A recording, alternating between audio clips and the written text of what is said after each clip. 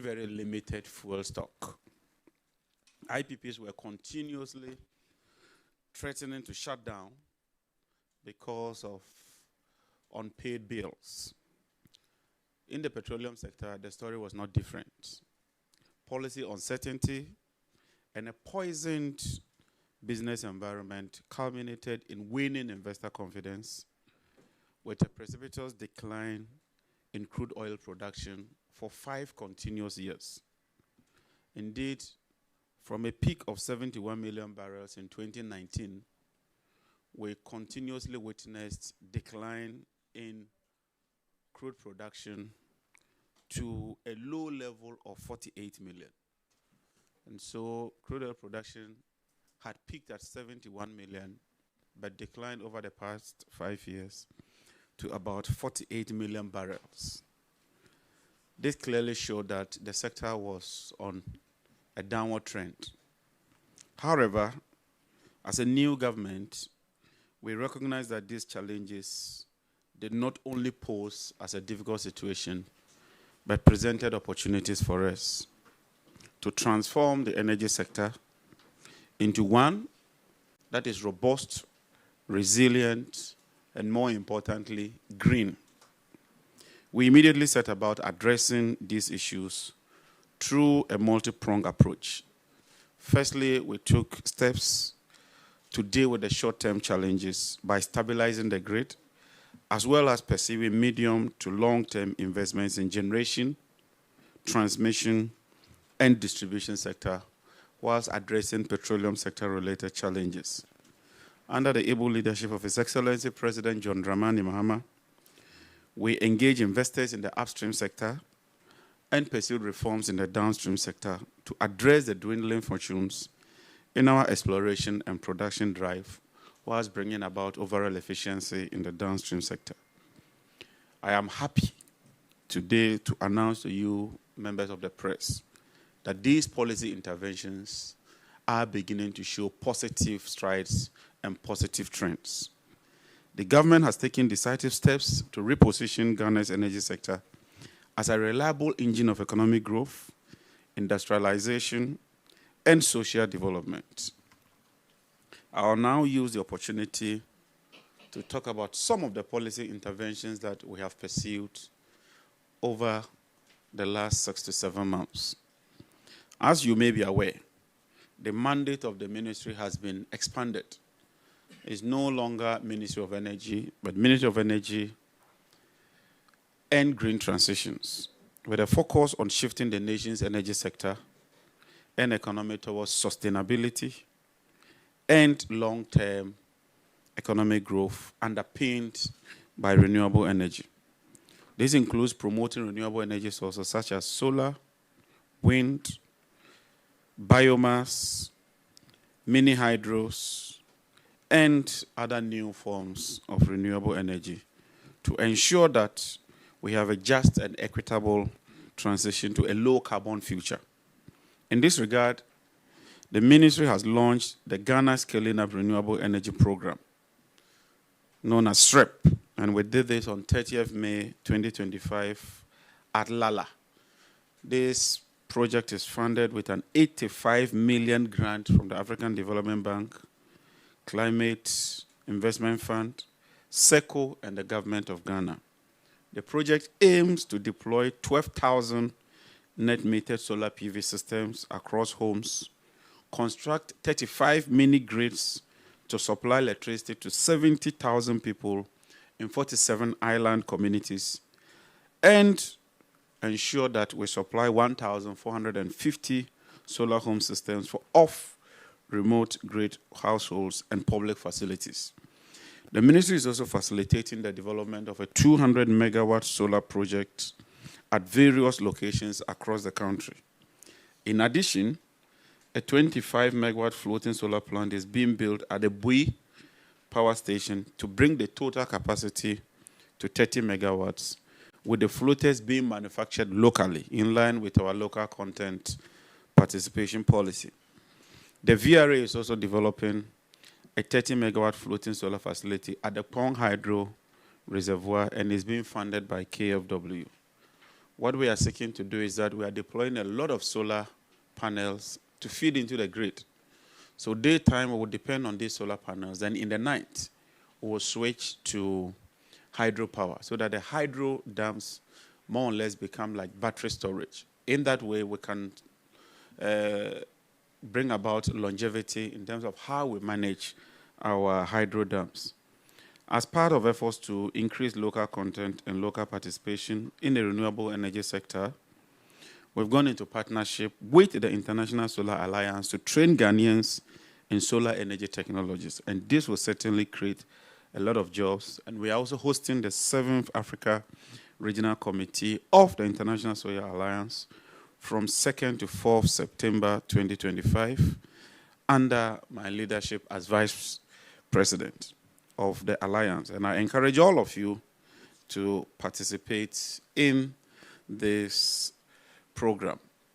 We are working very hard to also ensure that we realize the Renewable Energy Authority Act. We've made significant progress and we'll be going to Parliament for approval. To address the funding gap and to ensure that we achieve our objective, we've established the Renewable Energy and Green Transition Fund so that we can leverage on that fund to raise capital to invest massively in renewable energy. We're also working to ensure that we distribute 450,000 LPG cook stove to increase access to clean cooking in Ghana. Ladies and gentlemen, as part of our street lighting project, I'm happy to announce that we've commenced the installation of all-in-one solar street lights. We intend to do 23,500 units covering a distance of 700 kilometers so that gradually we can take solar as the main focus and move our street lights away from the grid. The street lights depend largely on the grid, and unfortunately, these street lights come on during the peak period. The difference between the peak period and the off-peak period can range around 400 to 600 megawatts. And these street lights alone accounts for more than 200 megawatts. And so if we can take them off and put them on solar systems, it means that we'll be shaving off about 200 to 300 megawatts, and that will contribute significantly towards efficiency in the sector.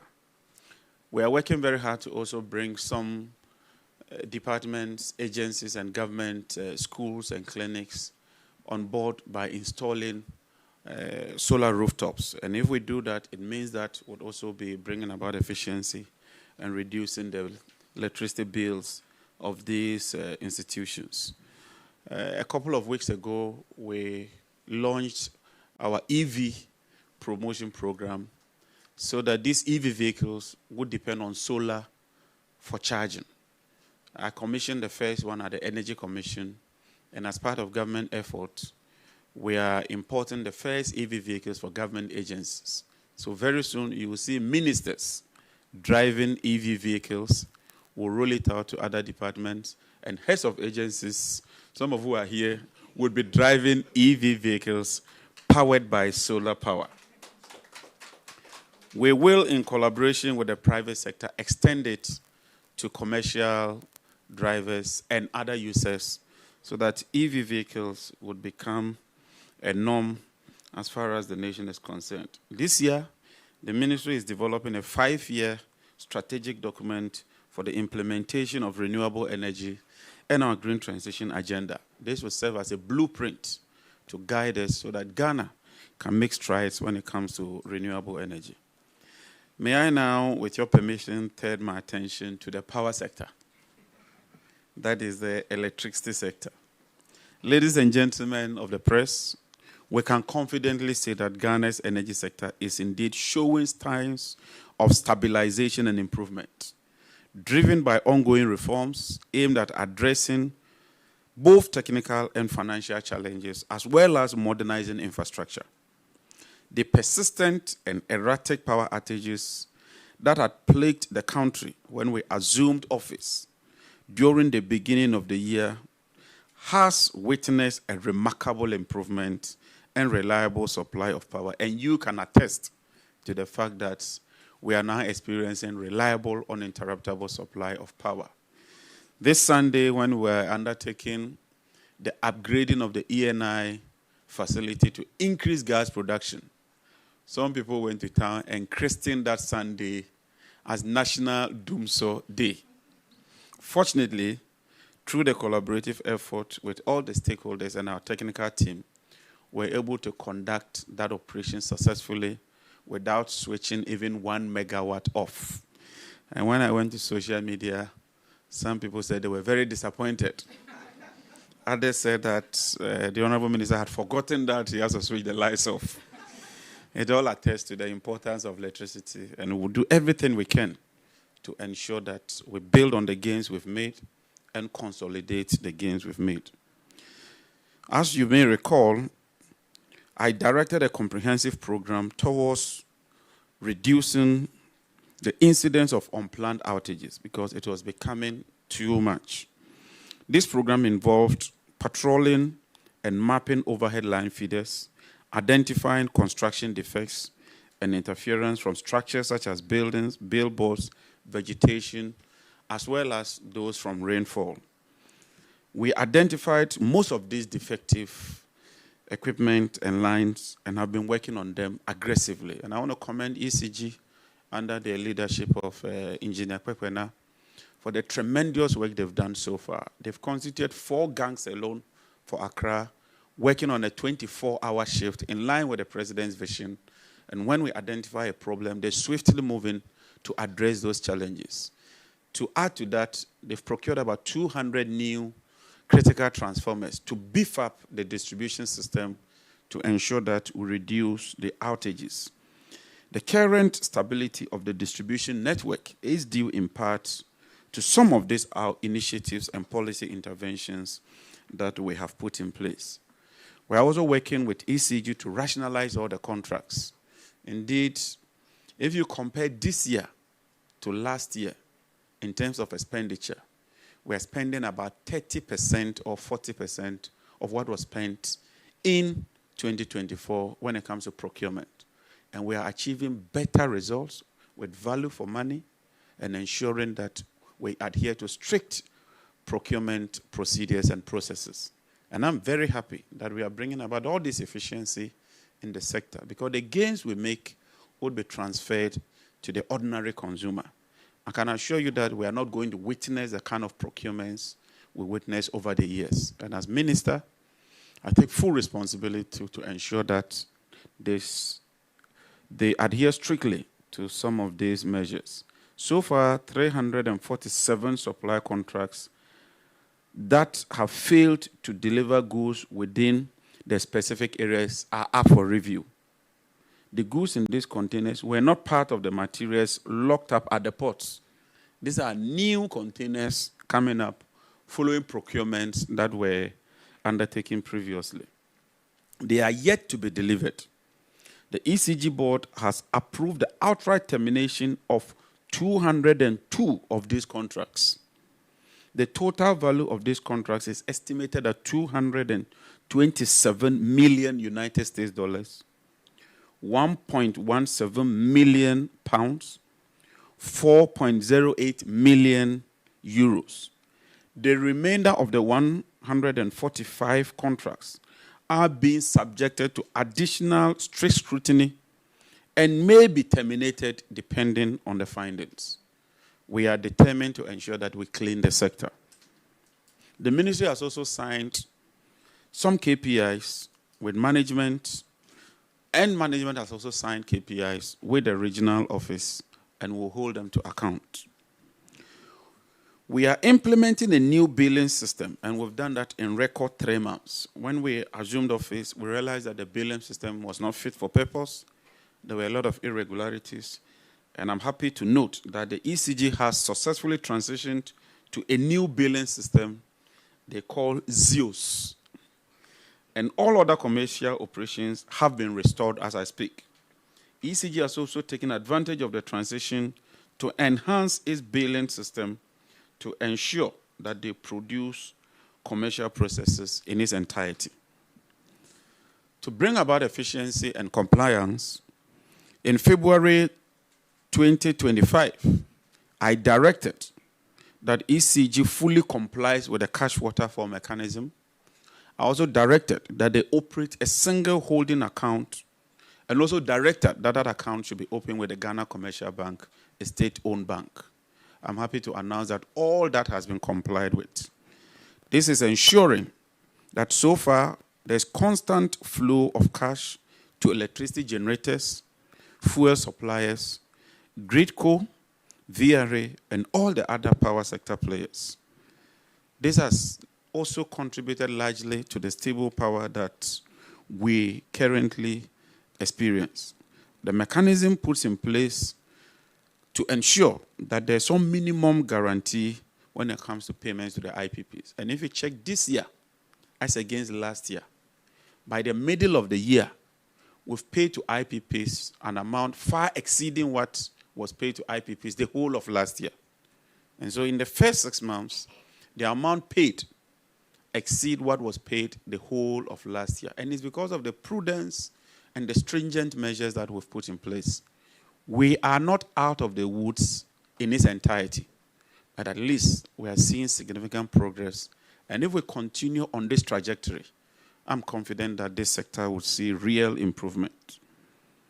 Under the instructions of His Excellency the President, I've been directed to review the cash waterfall mechanism allocation to increase efficiency, transparency, and equity in its operations. We are making some additional savings, and we want to ensure that those savings are applied in a judicious and efficient manner to bring about overall efficiency in the sector. I'm happy to note that as a result of these policy interventions, ECG's monthly revenues is witnessing some significant increase. This increase represents about 47.3% increment as compared to same period last year. And so as you can see, we're seeing some real significant increase in revenues, but because of the huge challenges and the debt that we encountered, we need to pursue additional policy measures to ensure that we put the power sector on an even keel. We are also working very hard to increase rural electrification. So far, we've connected 63 communities, and we are launching a massive rural electrification project to ensure that we achieve universal access to electricity by the end of 2028. To ensure that we increase the revenues and also bring about efficiency, Cabinet has approved the private sector participation in ECG's distribution network. And let me put on record, we are not selling ECG. What we are seeking to do is to involve the private sector, particularly in the billing and collection sector. And I encourage Ghanaians to take a keen interest in this. We have good Ghanaian entrepreneurs, good Ghanaian businessmen. This is an opportunity for you. Get involved and help us to bring about improvement in the sector. Ladies and gentlemen, as part of further measures, we've gone to Parliament to seek approval to restrain government from procuring IPPs in a direct negotiation. So now if we want power from IPPs, we have to advertise. We have to open a competitive bidding process so that we get the best value for money. We've also established a committee in collaboration with the Minister of Finance, chaired by Mr. Ben Bwanche, who you all know, very learned, very astute, a man with integrity, to renegotiate even the existing PPAs that we have with the IPPs so that we can make further savings. You would have also seen that we've started installing new street lights. As part of our street lighting policy, we are going to install a lot of street lights in line with our 24-hour economy policy to provide that impetus for night business activity, for commerce and business activities. Ladies and gentlemen, let me now take you to the petroleum sector. As I said earlier, following years of consistent decline, I'm happy to note that there's renewed interest in Ghana's upstream petroleum sector. With bold policies, both domestic and international, companies are showing increased activity and interest in Ghana's petroleum sector. The resurgence is driven by a combination of factors, including government's own initiative to create a conducive and business-friendly environment underpinned by policy and regulatory consistency aimed at assuring current industry players whilst attracting would-be investors and promising new discoveries. The government is actively engaging major international companies to promote Ghana's sedimentary basins for exploration. Discussions are ongoing with the super majors. And when we talk of the super majors, we're talking of companies such as Shell, companies such as ENI, companies such as Exxon, Chevron, and all those companies. And they are showing real interest in Ghana's upstream petroleum sector. GMPC is also collaborating with other companies to increase exploration, particularly in our Voltairean Basin. It is therefore not surprising that within the last month, the government has supported 2 operators to conclude appraisal of some existing discoveries. The appraisal of the Afina discovery in the West Cape 3 Block 2 and Urban Akoma discoveries have all been completed successfully, resulting in the declaration of commercial oil discovery. Ladies and gentlemen, these mean that these fields merit development and production and will be brought on stream for production in due course. What it means is that the decline that we've witnessed over the past 5 years would plateau and begin to rise. That is very positive development for the sector. The ultimate effect will be an increase in Ghana's hydrocarbon production and revenues in the near future. Urban Akoma is scheduled for a fast-track development via tie-back to the existing OCTP infrastructure, which was put in place during President Mahamad's first administration. Appraisal of Aprakoma is currently ongoing. The government, as part of efforts to secure additional investment, has also signed an MOU with our Jubilee partners, and they intend to spend around $2 billion in the upstream petroleum sector and also reduce the cost of gas, which ultimately impacts electricity production. And so we are seeing very, very positive trends in the petroleum sector. And the petroleum sector has a direct relationship with the power sector. And so far, since assuming office for the past 6 months, we've been able to stabilize fuel supply for power plants and ensure consistent supply of electricity. We've successfully increased gas from N-gas from the 80 mm SCAF that we inherited to 100 mm SCAF. We've also increased ENI supply from 245 mm SCAF to 270 mm SCAF. Jubilee is also increasing its gas by 30 mm SCAF. So this is a 3-pronged positive news approach when it comes to the production of gas. And that ultimately means that we are saving a lot of money and also addressing the issues of energy transition. These strategic gains are helping to reduce reliance on expensive liquid fuels and enhance generation efficiency. We're undertaking a lot of cost-cutting measures through the Petroleum Commission and enhance our regulatory environment. We are also undertaking some fiscal regime reforms. We've constituted a committee to take a second look at our entire upstream fiscal regime so that we can be competitive as compared to our neighbors. Côte d'Ivoire is fast overtaking us. And as a neighbor, if we don't get our act well and begin to make progress, we may lose out even as we go through the energy transition. We are also promoting local content, and we'll put Ghanaians at the forefront of what we do when it comes to the upstream petroleum sector. In the downstream sector, the thermal oil refinery, unfortunately, has been left to rot without any significant improvement over the last few years. The turnaround maintenance team has been commissioned under the leadership of the current management to ensure that we bring the refinery back on stream.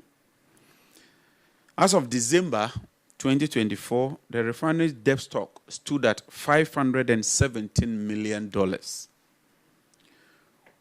When the previous administration took over, the debt was $350. And so almost $200 million of fresh debt has been added to the debt stock of the thermal oil refinery. As if that is not enough, the refinery has not published its audited account since 2019.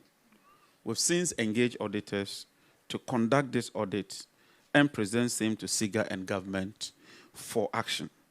The new management, under the leadership of His Excellency President Mahama, is relying on its own IGF for the refinery startup. And I encourage the current administration and management to give of their best. When it comes to gas, the implementation committee for the second gas processing plant has concluded its initial work and presented its final report to the steering committee at the Ministry of Energy and Green Transition. The submission represents a significant milestone towards Ghana's quest to build a second gas processing plant. And so far, I can assure you that we are making very, very good progress. In a few months' time, we shall roll out a roadmap, and you would appreciate what we are doing in order to construct a second gas processing plant. Our ultimate aim is to transition towards a gas-to-power era so that most of our thermal plants would run on gas, and then we can supply domestic gas through our own sources. Ghana Gas is doing about 45%. We've also repositioned Ghana Gas, directed them to cut a lot of cost and refocus on their core mandate. Over the past 8 years, Ghana Gas has not added even 1 kilometer of pipeline to the infrastructure they inherited from us. I have told them that is unacceptable. And let me make it clear to Ghana Gas, as minister, I would have to crack the whip and ensure that you focus on your core mandate and spend your revenues on areas that will benefit the Republic of Ghana. And I intend to do exactly that. We are also focused on the Ghana cylinder because we believe that we can manufacture and produce all our cylinders domestically. The company's machinery dates back to 1998 and has become somewhat obsolete. The retooling process that we have started is expected to enhance capacity, reduce waste, and align Ghana Cylinder Manufacturing Company with international production standards. On this note, let me commend and congratulate Ghana Gas for the amount they've released to Ghana Cylinder so far. We are working with Ghana Commercial Bank to raise a facility to retool and revamp Ghana Cylinder Manufacturing. And we are coming out with a local content policy which would insist that all such cylinders ought to be procured here in Ghana. Once we have that capacity, we have to procure those cylinders and put Ghana Cylinder on the path of recovery. I'm happy to announce that in the downstream sector, we've received a report of the Petroleum Downstream Sector Reform Committee. We are reviewing the downstream as well to align with current trends. And very soon, we shall go to Cabinet and Parliament with a new NPA Act. Let me also commend the Bulk Oil Storage and Transportation Company for the efficiency they've brought into the company so far. I'm beginning to see very positive trends. We are already working with Burkina to ensure that we extend a pipeline from Ghana to Burkina so that we'll become the main hub for Burkina to uplift its products. Boss is also working very well to ensure that we improve on our strategic stock. And I commend the MD and his deputy for showing leadership and demonstrating competence when it comes to BOST. To end it, I want to also thank the Petroleum Hub. So far, they are doing very well. They've embarked on some investment drive. We want the Petroleum Hub to anchor our petroleum sector, both upstream and downstream, and attract investments so they can help us in what we're doing to reposition Ghana as the main hub for the West African sub-region. I know that we have commenced export of power to Burkina, to Togo, to Benin, and even to Cote d'Ivoire. That's a positive trajectory. We'll continue on that.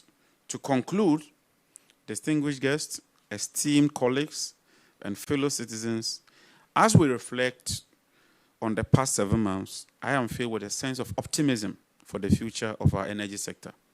Together, we've made significant strides, and I'm proud to share our achievements. Firstly, we've stabilized our power supply. This has been a critical undertaking. I'm pleased to report that we've made considerable progress. We've worked tirelessly to ensure a consistent and reliable energy supply for all citizens. Secondly, we've focused on increasing our petroleum reserves and promoting local content. Our efforts, as I've stated, has begun to yield positive results. We are committed to building a business-friendly environment. We are working with Springfield. We are working with ENI. So far, as you may be aware, the unitization debacle, we've resolved it. We are also working with Talo to settle our issues out of court. We are in arbitration. We lost the first case. We don't want to get to the second level. We believe that we can sit around the table and resolve our differences amicably. On the ECG containers, I have received approval from the Chief of Staff, and just this morning, I had a very fruitful meeting with the Minister of Finance. All the containers that have been identified so far, we are constituting a task force led by the Deputy Minister of Energy, with Customs, with GRA, with National Security, and all the relevant agencies, ECG, on board that committee. We intend to establish a custom-bonded warehouse where we'd evacuate all the containers to that custom-bonded warehouse, take all the stock and reconcile with all the figures to determine the exact amount of containers that have been retrieved. We'll also go through Cabinet to Parliament for approval to exempt taxation on those containers, because there are some critical items in the containers. ECG will use some. The ministry will also leverage on some of the containers and embark on a massive intensification project when it comes to electricity expansion. It's not just rural extension of electricity. In the cities, some people, new developments, they do not have electricity. We cannot have all these containers stuck there whilst we spend the taxpayers' money to buy additional material. And so we are committed to a transparent, open process. And as minister, I want to thank all my sector heads, all the agencies, and to thank my brother, the Honorable Felix Ofosu Kwache, for demonstrating leadership and providing us with this platform. I'm confident that we'll continue to build on these achievements for a brighter energy sector. Thank you very much, ladies and gentlemen.